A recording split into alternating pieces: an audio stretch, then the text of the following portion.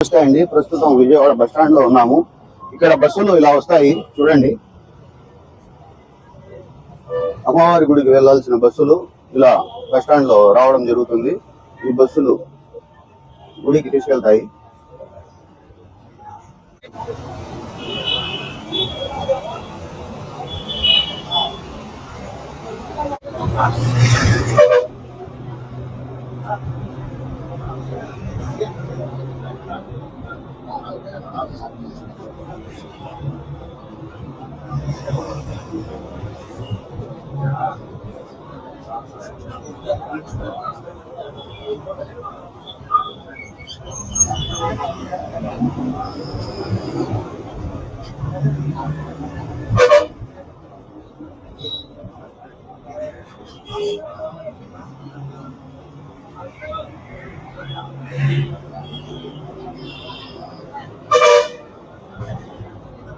స్నానాలు దిగాలమ్మా. స్నానాలు దుర్గా గారు రావాలి.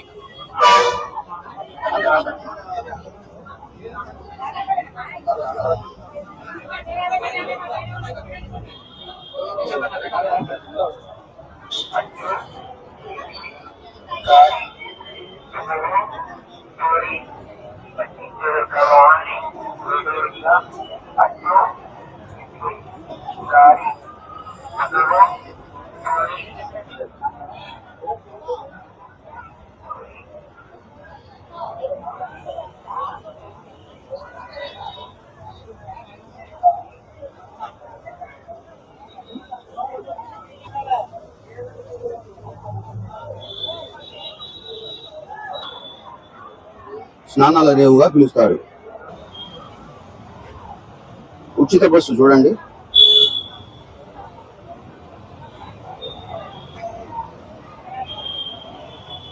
అమ్మవారి గుడికి తీసుకెళ్లే ఉచిత బస్సు చూడండి.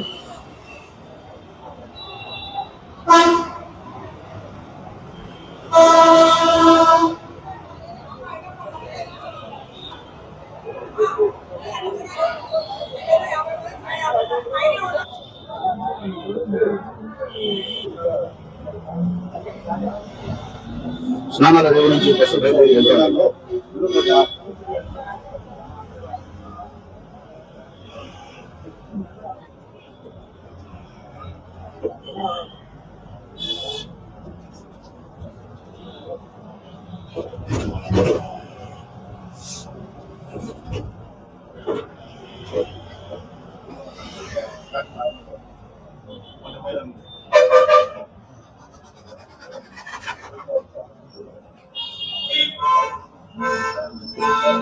అమ్మవారి గుడి సమీపంలోకి వచ్చేసాము.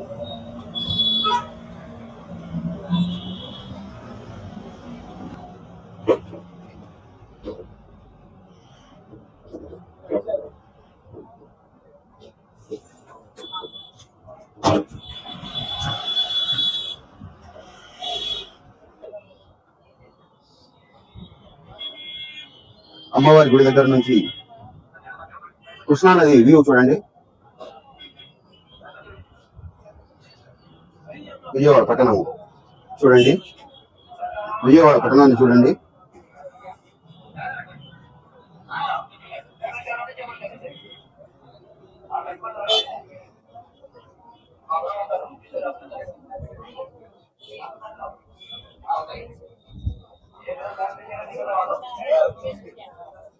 గుడిలోకి వెళ్లే భక్తులకు సెల్ ఫోన్లకు అనుమతి లేదు. సెల్ ఫోన్లు ఇక్కడే సెల్ పాయింట్ వద్ద పెట్టి వెళ్ళాలి.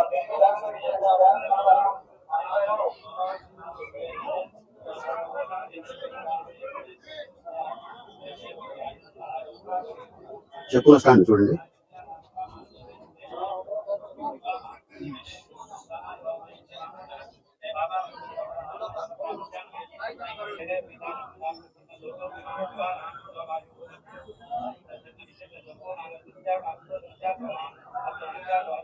భక్తులను చెక్ చేసి ఇక్కడ నుంచి ప్రవేశ ద్వారం కూడా పంపిస్తుంటారు.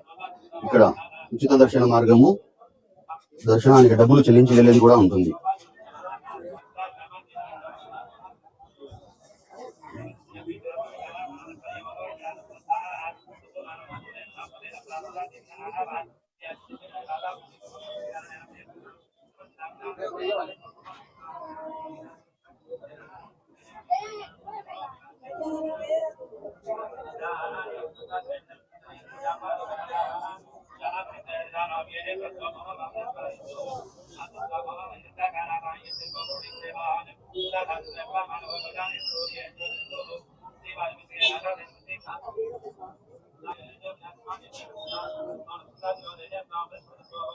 అమ్మవారి దర్శనానికి నేను వెళ్ళి వస్తాను.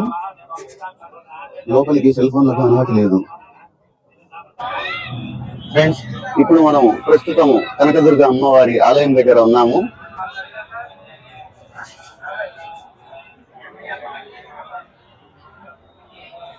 అమ్మవారి దర్శనం అయిపోయింది.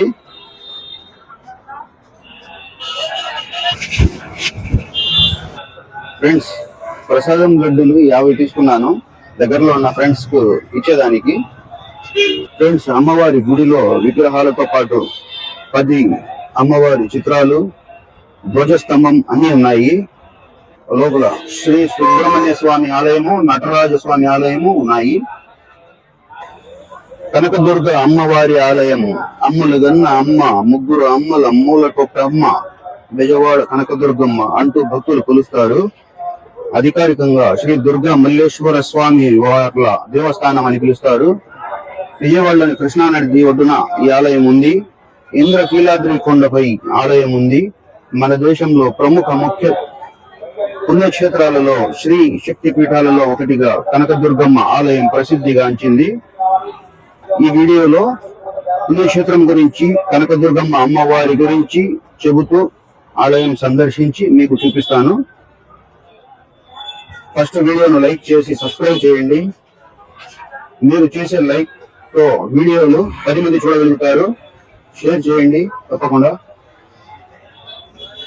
ఫ్రెండ్స్, ఇక్కడ పురాణాల ప్రకారం ఇక్కడ రాక్షసులు ఎక్కువగా ఉండేవారు. ఇక్కడ ఒక రాజ్యం ఉండేది. ఆ రాజ్యంను మహిషాసురుడు అనే రాక్షసుడు పాలించేవాడు. అతడి పాలనలో మనుషులను అత్యంత కిరాతకంగా హింసించేవాడు.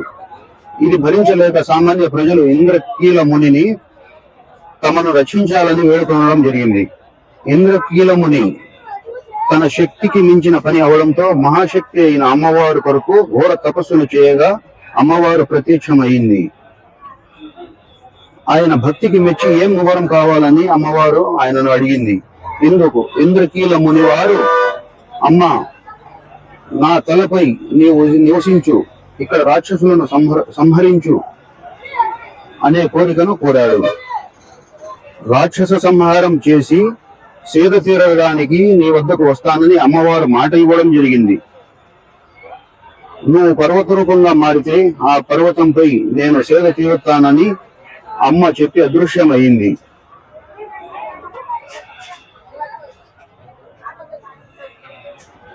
ఇందుకు ఇంద్రకీల ముని వారు కృష్ణానది ఒడ్డున పర్వత రూపం దాల్చాడు.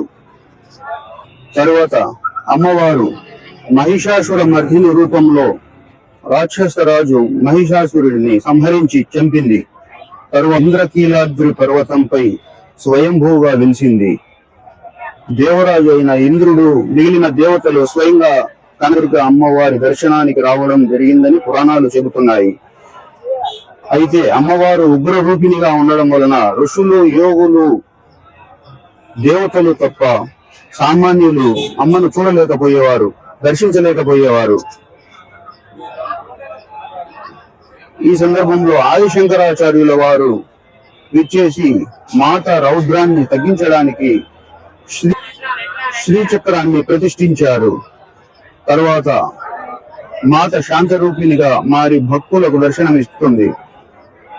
కోట్లాది మంది భక్తులు ఇక్కడ కనకదుర్గ అమ్మవారి దర్శనార్థం వచ్చి తమ కోరికలు అమ్మకు చెప్పుకుంటూ ఉంటారు. ఇక లోపల అమ్మవారి విగ్రహం 4 అడుగుల ఎత్తు ఉండి 8 చేతులలో ఆయుధాలు ధరించి ఉంటుంది. రాక్షసుడు మహిషాసురుడు పై ఒక కాలుతో ఉండి త్రిశూలంతో అతడిని పొడుస్తూ ఉంటుంది. ఈ ఆలయం 19వ శతాబ్దంలో చాలా అభివృద్ధి చెందింది. ఆలయ చరిత్ర ఇది ఫ్రెండ్స్. లైక్ చేసి షేర్ చేయండి. మీకు ఏ చరిత్ర కావాలా అనేది కామెంట్ చేయండి.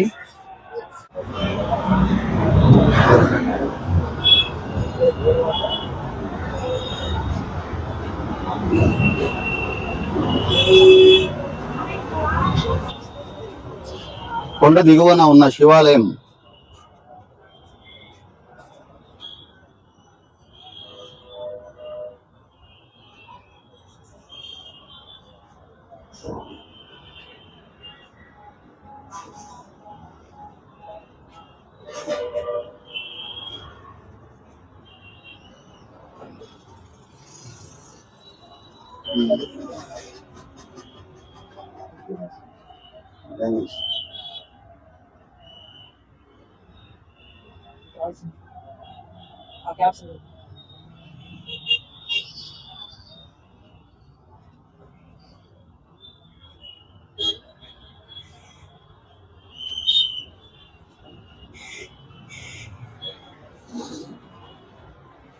ఏం పేరు మీ పేరు? ఉదయ్.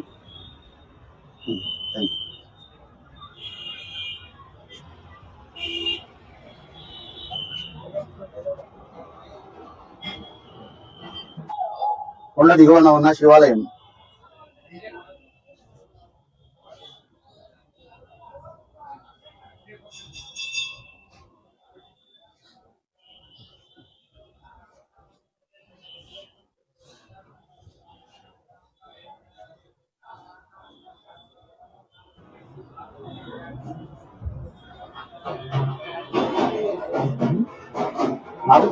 మామూలు తీసుకుంది.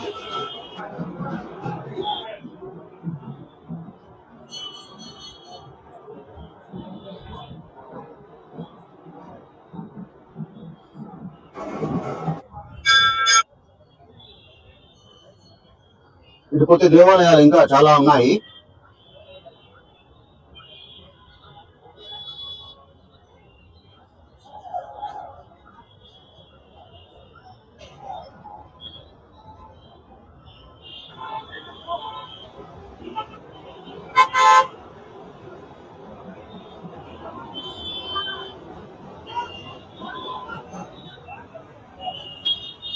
కొండ కింద దర్గా ఉంది. కింద పనులు జరుగుతున్నాయి దర్గా ప్రాంగణంలో.